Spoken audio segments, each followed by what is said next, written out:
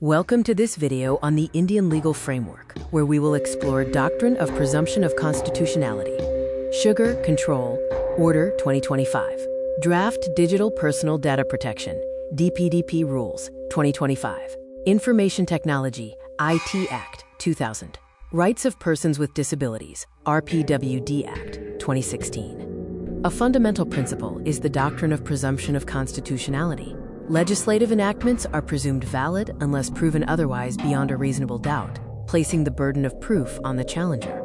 The core elements include legislative authority, ensuring laws align with constitutional principles, the democratic process, requiring laws to reflect the will of the people, and burden of proof, where innocence is presumed until proven guilty. The doctrine works by placing the burden of proof on the challenger, promoting judicial restraint by respecting legislative wisdom, and honoring the democratic principle through deference to elected representatives' judgments. This doctrine matters as it establishes legislative authority, ensures the democratic process is upheld, maintains constitutional respect, and provides a mechanism for judicial review. Challenging a law requires legal standing, constitutional grounds identifying specific violations, substantial evidence of harm, and following established court procedures like filing a writ petition. The doctrine significantly impacts Indian democracy by maintaining the separation of powers, affirming legislative supremacy, enabling judicial review, ensuring democratic accountability, and providing constitutional protection for rights. Key takeaways are that laws are presumed valid, the democratic process is respected, the burden lies on the challenger, and this maintains constitutional balance between judicial oversight and legislative authority. Next, we examine the Sugar Control Order 2025, which replaces the 1966 order. It aims to modernize India's sugar sector by improving efficiency, implementing advanced technology, and enhancing quality standards. The 2025 order introduces several new aspects, including API integration, expanded coverage, global standards alignment, and specific byproducts regulation. API integration facilitates real-time data sharing, improving transparency and efficiency, and cutting operational costs significantly through seamless connectivity and automated reporting on the Department of Food and Public Distribution portal. The new regulation expands product coverage to include refined sugar, Khansari sugar, raw sugar, and byproducts like molasses and ethanol. Standardized definitions adopt FSSAI norms, ensuring consistency across industry, quality assurance through rigorous testing, and global alignment with international food safety standards. Securing the domestic sugar supply involves strict raw material control, enforcing processing regulation, efficient byproduct management, and mechanisms for market stability. Sugarcane price determination is governed by the Sugarcane Control Order 1966 and the Essential Commodities Act 1955, utilizing both statutory minimum price and state-advised price. Benefits of the new sugar order include modernization, transparency, adherence to global standards, supply security, industry growth, and enhanced consumer protection. The Digital Personal Data Protection Rules 2025 operationalize the DPDP Act 2023. These rules establish a robust data protection framework with strict compliance requirements and penalties for violations.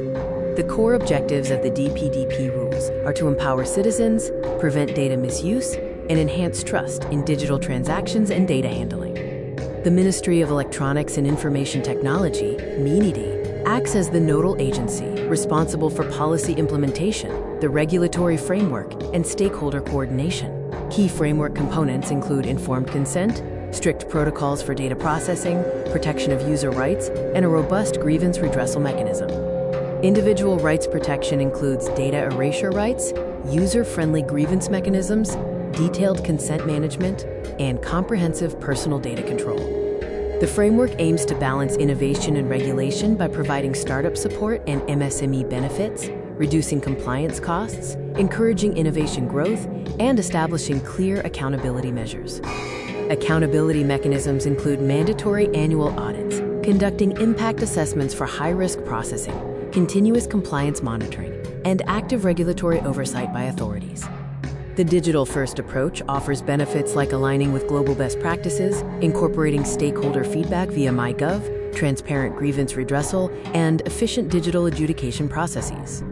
The Information Technology Act 2000 regulates India's digital landscape, providing the legal framework for cybercrime regulation and establishing electronic governance by recognizing digital signatures.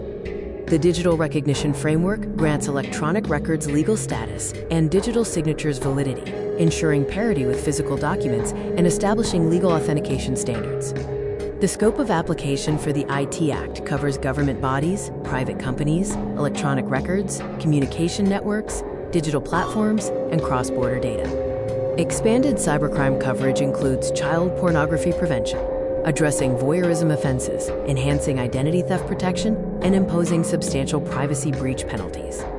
The institutional framework includes controlling officers, cert-in supervision, the CRAT tribunal, MEIT custodianship, forming a central regulatory framework. The IT Act evolved from the original Act of 2000 through the 2008 amendment, introducing data protection and terrorism sections, the 2011 expansion of jurisdiction to the current framework with updated provisions. Information restriction grounds include protecting sovereignty and integrity, defense interests, state security, foreign relations, and maintaining public order to safeguard national interests. The Shreya Singhal case was a landmark judgment that struck down Section 66A of the IT Act. This secured online speech protection, clarified constitutional boundaries, and expanded freedom of expression rights in the digital era.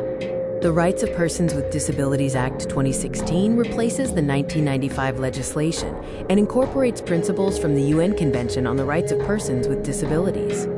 The Act's UN Convention integration ensures adherence to international standards, establishes a comprehensive rights framework, and reinforces India's commitment to disability rights. The Act introduces expanded disability recognition with increased categories, treating disability as a dynamic concept, allowing for future provisions, and providing comprehensive coverage. The types of disabilities covered include leprosy cured, cerebral palsy, acid attack victims, autism spectrum, Parkinson's disease, plus many more conditions, expanding from 7 to 21 categories. Key provisions for educational rights and reservations guarantee free and compulsory education for disabled children, 5% reservation in higher education, and define benchmark disability criteria.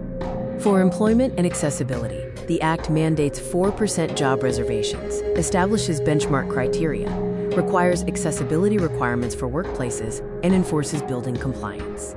The institutional support framework includes central and state advisory boards, commissioners for disabilities, national and state funds, and a special court system for redressal. Thank you for watching this video on the Indian legal framework. We hope this has built a strong foundation for understanding rights and governance in India.